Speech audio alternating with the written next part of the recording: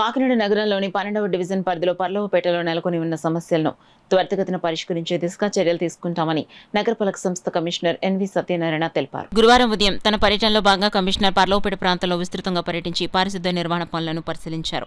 Division పర్యటనకు విచ్చేసిన commissioner కు స్థానిక టీడీపీ నాయకులు తుమ్మల రమేష్, తుమ్మల కొండలరావులు స్వాగతం పలికారు. అనంతరం కమిషనర్ 4వ సర్కిల్ మాస్టర్ కేంద్రాన్ని సందర్శించి పారిశుద్ధ్య కార్మికుల హాజరు పట్టికను పరిశీలించారు.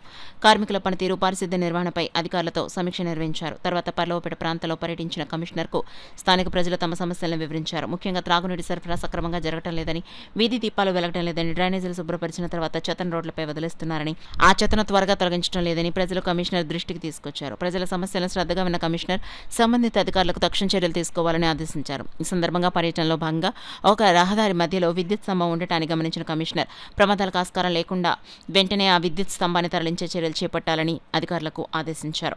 ఈ సందర్భంగా కమిషనర్ సత్యనారాయణ మాట్లాడుతూ ప్రజలు తమ దృష్టికి తీసుకొచ్చిన ప్రతి సమస్యను ప్రాధాన్యతగా తీసుకుని పరిష్కార దిశగా చర్యలు చేపడతామని తెలిపారు. నగరంలో పారిశుద్ధ్య నిర్వహణ, మౌలిక వసతుల అభివృద్ధిపై ప్రత్యేక దృష్టి సాగిస్తున్నామని చెప్పారు. ఈ కార్యక్రమంలో హెల్త్ ఆఫీసర్ డాక్టర్ పృథ్వీచరణ్, డిఈలు Lakshminarayana, Phani, Praveen Chandra, AE Arjun, sanitation supervisor Rambabu, inspector ప్రసాద్తో పాటు స్థానిక నాయకులు గంపల లక్ష్మణరావు, దిబ్బాడ పెద్దబాబు, పి లక్ష్మణయ్య తదితరులు పాల్గొన్నారు.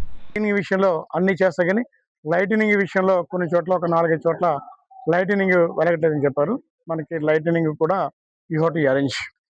ముఖ్యంగా ఇక్కడ ఉన్న ప్రజల్లో ఒక చిన్న ఐడెంటిఫై ఏంటంటే డ్రైన్కి ఎవరింటి ఎదుర్కొండగా వాళ్ళు కొన్ని స్టోన్స్ డ్రైన్లు వేసేస్తున్నారు.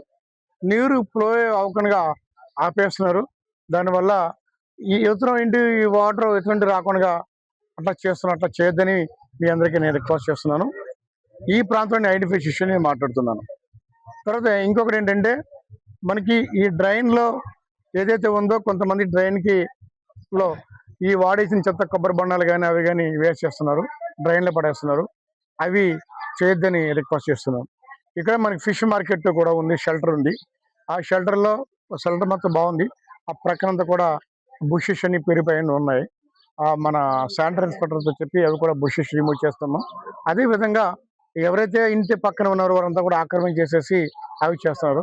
అట్లా మార్కెట్ని, పబ్లిక్ ప్లేసెస్ని ఎంకరేజ్ చేస్తే this should not be tolerate. ముందు అది ఈ షుడ్ నాట్ బి ఎక్స్క్యూజ్ అండి. అది వితిన్ 2 days టైం ఇచ్చినప్పటికి ఆమె స్వయంగా తీసుకుని చెప్పింది. లేదంటే వచ్చి లారీలు వేసుకొని మీరు you have to do enquiry చేసి మీరు చేయటం. చాలా మంది కూడా ఈ డ్రైన్ మీద మరి కట్టేస్తున్నారు. మా వాళ్ళు వచ్చి తీసే సమయంలో డ్రైన్కి చేయటకి ఇబ్బంది ఏర్పడుతుంది. అది కూడా మనం యూ హ్యావ్ టు రిమూవ్.